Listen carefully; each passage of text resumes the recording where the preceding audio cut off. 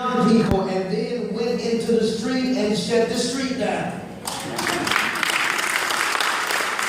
It's a level of radical Christian and religious communion. Perhaps the Unitarian Church is the most radical communion of religious creatures in the country. And for them we say thank you to our dear friend Sister Teresa and the work of the Don't Shoot Folk of Portland. We say thank you.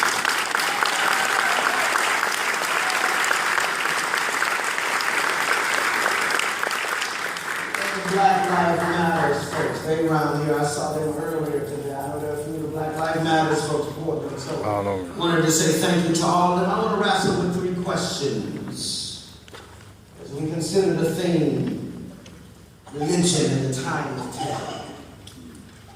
And so those 3 questions I want to wrestle with is: who is Jesus? What is the church? And what does it mean to be human? Who is Jesus? What is the church and what does it mean to be human? And so we begin with this curious understanding of who Jesus is. One of the orthodoxies of Christianity that was never debated. There was always debate in Christianity on whether or not Jesus was human, but there was always never consideration on whether or not Jesus was divine. And so one of the orthodoxies of Christianity is that God became flesh. And so God makes a choice to become flesh in the body of an unwed teenage mother among an unimportant people in an unimportant part of the world living under occupation. This is the choice of God. If we believe this orthodoxy of Christianity, that God chooses to become flesh in the body of an unwed teenage mother among an unimportant people in an unimportant part of the world living under occupation. This is God's choice. Why does God make this choice according to the Christian mythos? What does that say to us about this moment? Because if you tell me what you think about Jesus, I can tell you what you think about Ferguson. And so if you begin with an understanding of the orthodoxy of Christianity, which has endured for over 2,000 years, that God was born into the body of an unwed teenage mother among an unimportant people living under occupation, and that one of the rumors that was put out as it relates to trying to diminish Jesus' ministry is that he was the product of rape from a Roman centurion. So what does that mean? That God was born into the world in the body of an unwed teenage mother and among an unimportant people in an unimportant part of the world living under occupation, who the rumor was that he was the product of rape. Your Savior, my Savior, the one who we sing, "Oh come let us adore him. He alone is worthy."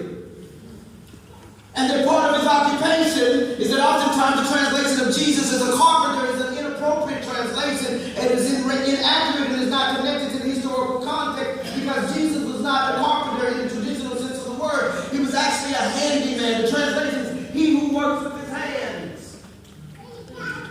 So your Savior, my Savior, is a handyman. You know him. He come by your house and give him $2, $3.